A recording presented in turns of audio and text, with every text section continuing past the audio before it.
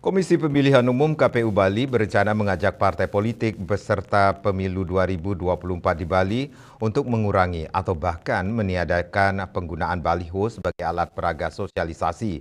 Menurutnya, para peserta pilkada dapat memanfaatkan teknologi digital dalam berkampanye dengan promosi di media sosial.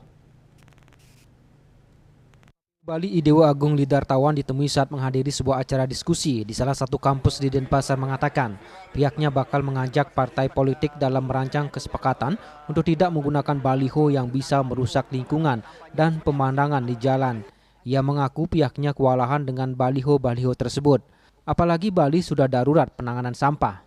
Meski bukan aturan resmi, KPU Bali menilai sebuah kesepakatan juga mempunyai kekuatan hukum karena nantinya akan ditandatangani seluruh pihak terkait.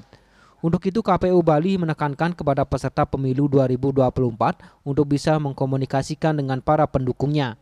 Agung Lidartawan kemudian menyarankan kepada para peserta pilkada di Bali di tingkat provinsi atau kabupaten kota agar beralih ke metode lain.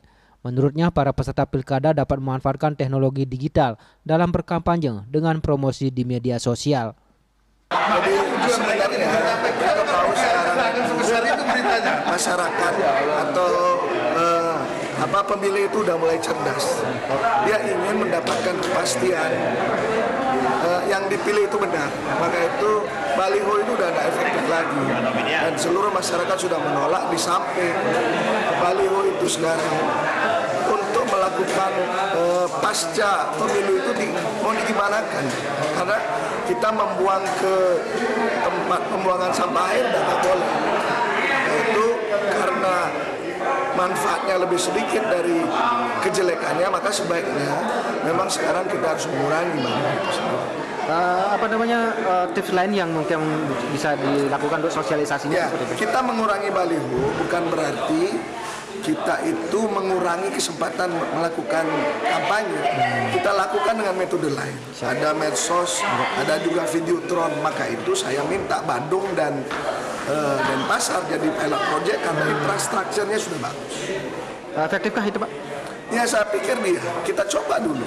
Karena kalau enggak, maka masalah sampah akan membuat kita akan tidak bisa bergerak kemana-mana. Ia mengaku rencana ini sendiri belum dibahas bersama peserta pilkada, namun menurutnya upaya kesepakatan ini adalah hal penting.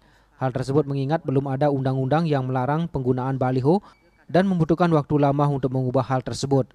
Menurutnya ide pelarangan penggunaan baliho sebagai alat peraga kampanye ini memiliki tujuan yang positif.